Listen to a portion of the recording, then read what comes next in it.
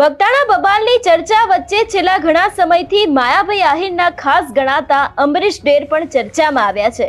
ત્યારે હવે અંબરીશ ડેર દ્વારા રાજોલાની અંદર એક સમૂહ લગ્નના કાર્યક્રમમાં આહિર સમાજ અને તેની સાથે દરેક સમાજને એક સલાહ આપવામાં આવી છે। આ સલાહ શું આપવામાં આવી છે તેના વિશે વિગતે વાત કરીએ। નમસ્કાર, હું હંસિની અને તમે જોઈ રહ્યા છો નિર્ભય ન્યૂઝ। કોળી સમાજના આગેવાન નવનીત બાલધિયાના વિવાદ બાદ અત્યારે હાલ આહિર સમાજ અને કોળી સમાજ બંને મેદાને આવ્યા છે। એક બાજુ હીરા સોલંકી અને માયાભાઈ આહિર પણ ક્યાંક આ મામલે આમને સામને છે, કારણ કે ઘણા બધા નિવેદનો આપવામાં આવ્યા છે। તેવામાં હવે માયાભાઈ આહિર કે જેમના પુત્ર જયરાજ આહિર હાલ આ બગદાણા વિવાદને લઈને જેલની અંદર બંધ છે, ત્યારે માયાભાઈ આહિરના ખાસ અને અંગત ગણાતા અંબરીશ ડેરનું રાજુરાના એક સામાજિક કાર્યક્રમમાંથી નિવેદન સામે આવ્યું છે, જેમાં તેમના દ્વારા કહેવામાં આવ્યું છે સામાજિક અથવા તો પછી આર્થિક રીતે પછાત હશો તો ચાલશે, પણ વૈચારિક એટલે કે માનસિક રીતે પછાત હોવું તે યોગ્ય નથી। એટલું જ નહીં, આ વાત છે તે ફક્ત આહિર સમાજ માટે નથી કહેવામાં આવતી, દરેક સમાજના લોકોને કહેવામાં આવે છે, એવી પણ વાત અંબરીશ ડેર દ્વારા કરવામાં આવી છે। સૌથી પહેલા તો તેમને આ વિષયને લઈને વધુમાં શું કહ્યું છે સાંભળીએ। જે કુરિવાજો છે, સમાજમાં જે નીતિ નિયમો જે ફેરફાર કરીને આગળ જે જવાનું છે એની વાતો ઘણા બધા આગેવાનોએ ભૂતકાળમાં પણ કરી છે અને અહીંયા પણ ઘણી બધી કરવાના છે, પણ મારે માત્ર બે બાબતો ઉપર આ બધા સાથે વાત કરવી છે। મેં એવું સાંભળ્યું છે કે કોઈ સામાજિક રીતે પછાત હોય, કોઈ આર્થિક રીતે પછાત હોય અને કોઈ વૈચારિક રીતે પછાત હોય। આમ તો આ પછાત શબ્દ કોઈને ગમતો નથી અને ન જ ગમવો જોઈએ।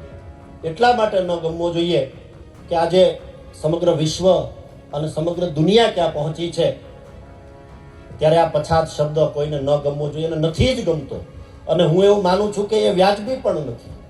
અને એટલા માટે મારે તમારે વિચાર કરવાની જરૂર છે કે કદાચ આર્થિક રીતે હું ને તમે પગભર નહીં હોય એટલે કે પછાત હશું તો ચાલશે, કદાચ સામાજિક રીતે પણ સમાજની એકતા નહીં હોય, હું એમ કહું છું ચાલશે, કદાચ કોઈ સહમત નહીં થાય, તેમ છતાં પણ હું એમ કહું છું કે કદાચ સામાજિક રીતે પણ એકતા ન હોય ને કદાચ આ નથી જે ગમતો શબ્દ હોય તો ચાલશે, પણ વૈચારિક રીતે એટલે કે માનસિક રીતે પછાત શબ્દ જે છે એમાં મારો સંપૂર્ણપણે વિરોધ છે કે છેવાડાનો માણસ પણ વૈચારિક રીતે બૌદ્ધિક રીતે પછાત ન હોવો જોઈએ। અને બાપુ, હું એવું માનું છું કે કદાચ બૌદ્ધિક રીતે હું ને તમે માત્ર આહિર સમાજ નહીં, માત્ર આ પરગણામાં વસતા લોકો કે સમાજ નહીં, પણ સમગ્ર વિશ્વની અંદર વસતો દરેક માનવ વૈચારિક રીતે પછાત ન હોય ને એ ખૂબ જરૂરી છે। અને હું એવું માનું છું કે જો માત્ર વૈચારિક રીતે હું ને તમે પછાત ન હોઈએ તો કદાચ સામાજિક રીતે હું ને તમે આગળ જઈએ કે ન જઈએ, આર્થિક રીતે હું ને તમે કદાચ પગભર થઈએ કે ન થઈએ એ બહુ ફરક પડતો નથી। એટલે હું એવું માનું છું કે થવાની જરૂર છે માત્ર વૈચારિક રીતે, માત્ર બૌદ્ધિક રીતે, તો મને એવું લાગે છે કે ઘણું બધું થશે। અને એનું એક ઉદાહરણ મારે આપને આપવું છે, કદાચ 2, 3, 5 મિનિટ હું આપની વધારે લઈશ, પણ મારે ઉદાહરણ આપવું છે। એક પરિવારની અંદર મા બાપ અને એનો 12 કે 14 વર્ષનો યુવાન દીકરો સ્કૂલમાં ભણતો હોય, 12, 14 વર્ષની ઉંમર હોય એટલે સમજી શકાય। નાગભાઈ, એના પિતાનું અકાળે અવસાન થયું। એ કુટુંબ કે પરિવાર આર્થિક રીતે એટલો બધો સક્ષમ નહીં કે ઘરના મોભીની ગેરહાજરીમાં ઘરના અન્ય સભ્યોનું ગુજરાન સારી રીતે ચલાવી શકે। જવાબદારી આવી માતા ઉપર, માતા મૂંઝાણી, એ કે હવે ઘરના મોભી રહ્યા નથી, બાળક એક જ છે ને ભણાવવો છે, બીજા ભાઈ ભાંડું છે નહીં, કરવું શું? ભૂતકાળની અંદર એના પિતાશ્રીએ એટલે કે એના પતિએ થોડા ડાયમંડ ભેગા કરી રાખેલા। એને એમ થયું કે આ ડાયમંડ વેચી અને મારા બાળકને ભણાવવું, 8-10 વર્ષ પછી સારો સમય આવે, સારું ભણે, સારી નોકરી કરે, સારો ધંધો કરે તો મા દીકરાનું ગુજરાન સારી રીતે ચાલી શકે, એટલે એ ડાયમંડ લઈ અને ઝવેરી બજારમાં એ માતા અને એના 12-13 વર્ષના દીકરાને લઈ એ ઝવેરી બજારમાં એ ડાયમંડ વેચવા માટે ગયા। પેલી દુકાન ડાયમંડ જોયા, કીધું ખોટા છે। બીજી દુકાન ડાયમંડ જોયા, કીધું ખોટા છે। ત્રીજી દુકાન ડાયમંડ વેપારીએ જોયા અને કીધું ખોટા છે.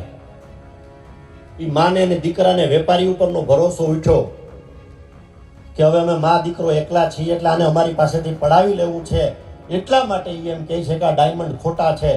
કાંઈ વાંધો નહીં, અમારા ભાઈ નબળા છે. ચોથી દુકાન ઉપર એક ઝવેરી ત્યાં બેઠો હતો. મા અને દીકરાની પરિસ્થિતિ જોઈ અને એને એવું થયું કે એને હું એ બોલાવું. એને બોલાવ્યા અને કીધું, બેન શા માટે ફરો છો? તો કે તમે વેપારી છો, તમે ઝવેરી છો, આ ડાયમંડ જે છે એ મારે વેચવા છે. શું કામ વેચવા છે? તો કે હવે ઘરના પરિવારના મોભીની હાજરી નથી, આ બાળક એક છે ને ભણાવવું છે અને ભવિષ્યમાં ખૂબ આગળ વધે એના માટેના મારા પ્રયત્ન છે અને બાળકને ભણાવવા માટે મારે આ ડાયમંડ વેચવા છે. એ વયોવૃદ્ધ વેપારીએ એની માનસિકતા જાણી, એની સ્થિતિ જાણી અને એને એમ કીધું કે જો તમારે તમારા બાળકને ભણાવવા માટે ને ઘરનું ભરણ પોષણ સારું થાય એના માટે જ તમારે પૈસાની જરૂર હોય તો મારી દુકાનની અંદર એક માણસની જરૂર છે. જો તમારું બાળક સ્કૂલ ટાઈમ પછી ત્યાં આવે અને કદાચ મારા કામમાં મને મદદરૂપ થાય તો હું અમુક રૂપિયાનો પગાર એમને આપીશ, જેથી કરીને તમારા ઘર ને પરિવારનું ગુજરાન સારી રીતે ચાલે. આટલા કિંમતી ડાયમંડ છે, એને તમારે વેચવાની જરૂર નથી. એ માતાને ભરોસો બેઠો. પહેલા તો એણે એમ કીધું કે ડાયમંડ સાચા છે. બીજું એમ કીધું કે બાળકોને ભણાવવા છે, તમારે ઘર પરિવારનું ગુજરાન ચલાવવું છે, એના માટે ડાયમંડ વેચવાની જરૂર નથી. તમારા બાળકને સ્કૂલ સમયના પછી નોકરીએ મોકલો. એને ખૂબ ગમ્યું, એને ભરોસો બેઠો. એ 14 વર્ષનું બાળક 4 વર્ષ સુધી એ સોનીને ન્યા એ ઝવેરાતના જે ઝવેરી પારખું છે એની ન્યાને નોકરી શરૂ કરી, એનું ભણતર શરૂ થયું. 18 વર્ષની બાળકની ઉંમર થઈ. 4 કે 5 વર્ષ પછી બાળક ભણવામાં પણ ખૂબ હોશિયાર અને કામમાં પણ પાવરધો. 5-6 વર્ષ થયા પછી એ વયોવૃદ્ધ ઝવેરીએ બાળકને એમ કહ્યું કે તારી માતાને લઈ અને ઓલા ઝવેરાત લઈને તું અહીં આવ, આપણે એનો તોલ કરીએ, આપણે એનો મોલ કરીએ. સાહેબ, એ માતા અને બાળક ફરી વખત આવે છે અને એ જ ઝવેરી એના દીકરાને એમ કહે છે કે હવે 4 વર્ષમાં તું ઘણો બધો પાવરધો છો, તું નિર્ણય કર કે આ શું છે. સાહેબ, બાળકના હાથમાં એ ઝવેરાત, એ ડાયમંડ આવ્યા. એ ડાયમંડ જોઈ એની માતા સામે જોયું, ઝવેરી સામે જોયું અને સીધા એને ગટરમાં નાખ્યા. ગટરમાં એટલા માટે નાખ્યા કે સાચા નહોતા, એ ખોટા હતા. પણ એ નિર્ણય ઝવેરીએ એ બાળક પાસે કરાયો અને બીજો નિર્ણય ઝવેરીએ એ કર્યો કે આ જેને પૈસાની જરૂર છે, આ જેને નોકરીની જરૂર છે, આ જેને હૂંફની જરૂર છે, હું જો ના પાડીશ તો એની પાસે રસ્તો નહીં રહે. એટલા માટે સારાપણા એનામાં જે પડ્યું તો એને નોકરી આપી, એને કામ ધંધે ચડાવ્યો, નિર્ણય એને કરવા દીધો. એટલે હું એમ માનું છું કે અગાઉના 3 વેપારીઓ જે હતા ને, ભલે કદાચ આર્થિક રીતે મજબૂત હશે પણ હું એમ કહું છું કે વૈચારિક પછાત હતો. અને આ ચોથો વેપારી જે હતો એ વૈચારિક સમૃદ્ધ હતો, બૌદ્ધિક રીતે સમૃદ્ધ હતો. એટલે એણે સામેવાળાની પરિસ્થિતિ જોઈને નિર્ણય કર્યો કે નહીં, હું આ કરું ને તો ચોક્કસ પ્રમાણે થશે. એટલે આ બધાને વિનંતી કરું છું કે આગામી સમયની અંદર હું ને તમે જ નહીં, માત્ર મારા ને તમારા સમાજના જ બાળકો નહીં પણ આ પરગણામાં વસતા દરેક છેવાડાના માનવીનું બાળક પણ વૈચારિક રીતે ખૂબ આગળ આવે, વૈચારિક રીતે ખૂબ પગભર થાય, બૌદ્ધિક રીતે ખૂબ પગભર થાય, એ ખૂબ જરૂરી છે. અને કદાચ હું એવું માનું છું કે આવી પરિસ્થિતિમાં પસાર થયા પછી આ બાળકનું સમગ્ર જીવન જે છે એ બીજા લોકોને મદદરૂપ થવા માટે કેટલું નમૂનારૂપ બન્યું હશે એ મારે આપને સૂચવવું છે અને એ મારે આપને કહેવું છે. કારણ કે એણે જો એ પરિસ્થિતિ ભોગવી હોત કે ખોટું છે તો એને પણ નેગેટિવિટી એના મગજમાં આવી હોત.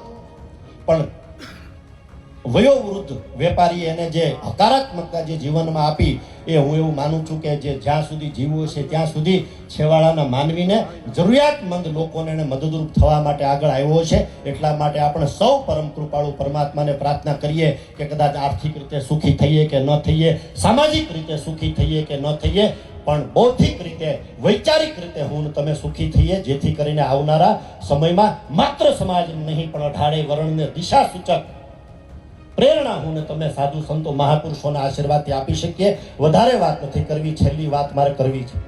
થોડા સમય પહેલા કોવાયાની અંદર ગિરિબાપુની ભાગવત કથા હતી. દાદા આહિર સમાજને ઉદ્દેશીને એણે 2 પુસ્તકોના નામ આપ્યા હતા, એણે સૂચન કર્યા હતા. હું એવું માનું છું કે અહીંયા બેઠેલા બધા જ લોકો એ કથામાં કદાચ હાજર હશે, કદાચ અમુક દિવસે હાજર ન હોય, તો એમણે 2 પુસ્તકોની વાત કરી હતી ને એમ કીધું હતું કે આહિર સમાજ સહિત માણસ જો આ 2 પુસ્તકો વાંચી લે ને તો મને એવું લાગે છે કે જીવનમાં બીજું કશું કરવાની જરૂર નથી. અને આ 2 પુસ્તકોનું નામ હતું દાદા ઝેર જ્યારે નીકળી જાય છે ત્યારે. એક આ પુસ્તકનું નામ હતું અને બીજું પુસ્તકનું નામ હતું લખી રાખો આરસની તખતી ઉપર. હું એવું માનું છું કે જીવનની અંદર પુસ્તકો મને તમને ખૂબ ઉપયોગી થતા હોય છે, સાધુ સંતો મહાપુરુષો ખૂબ ઉપયોગી થતા હોય છે. આજે આ મોબાઈલનો ફોનનો જમાનો છે ત્યારે જ્યારે સમય મળે ત્યારે આ બંને પુસ્તકો વાંચવા માટે પણ હું આપને વિનંતી કરું છું. આગામી સમયની અંદર સહવીર્યમ કરવા વહેના સૂત્ર અને ચરિતાર્થ કરવા માટે સમાજની સાથે, અન્ય સમાજની સાથે કદમ મિલાવીને આપણે બધા ચાલીએ અને એમાં સાધુ સંતો મહાપુરુષો વડીલો આગેવાનોને પણ મને તમને એના સહકાર મળે એટલી જ અપેક્ષા સાથે આવનારા સમયની અંદર હું ને તમે બધા એક સાથે વૈચારિક સમૃદ્ધ બનીએ એટલી જ વિનંતી સાથે મારું અહીંયા સન્માન કર્યું, મને અહીંયા પ્રેમથી બોલાવ્યો એ બદલ સમસ્ત આહિર સમાજના પરગણાનો આભાર માની અને આપ સૌના ચરણોમાં પ્રણામ કરીને વિરમું છું. જય સિયારામ, જય દ્વારકાધીશ, પ્રણામ. જે રીતે અહીંયા આર્થિક અને સામાજિક રીતે પછાત હશો એવું પણ કહેવામાં આવ્યું છે. ખાસ કરીને એવું પણ કહ્યું છે કે સામાજિક એકતા નહીં હોય તો પણ ચાલશે, પરંતુ વૈચારિક રીતે પછાત હોવું તે યોગ્ય નથી, એવી પણ વાત અમરીશ ડેડ દ્વારા કરવામાં આવી છે. આપણે જોયું હતું કે બગદાણાનો વિવાદ છેલ્લા ઘણા સમયથી ચર્ચામાં આવ્યો છે. આ વિવાદને લઈને અત્યારે હાલ ભારતીય જનતા પાર્ટીના નેતા જીતુ વાઘાણી ઉપર પણ એટલા જ આક્ષેપો મૂકવામાં આવી રહ્યા છે.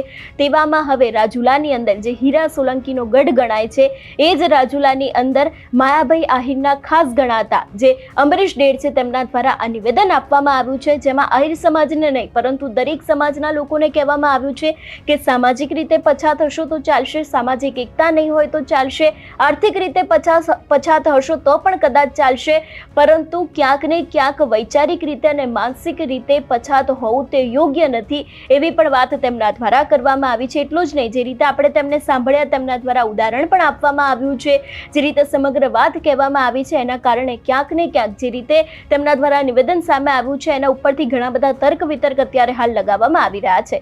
તમારું શું માનવું છે આ વિષયને લઈને અમને કમેન્ટ કરીને ચોક્કસ જણાવજો. તેની સાથે અમારી ચેનલ નિર્ભય ન્યૂઝને લાઇક, શેર અને સબસ્ક્રાઇબ કરવાનું ભૂલશો નહીં. નમસ્કાર.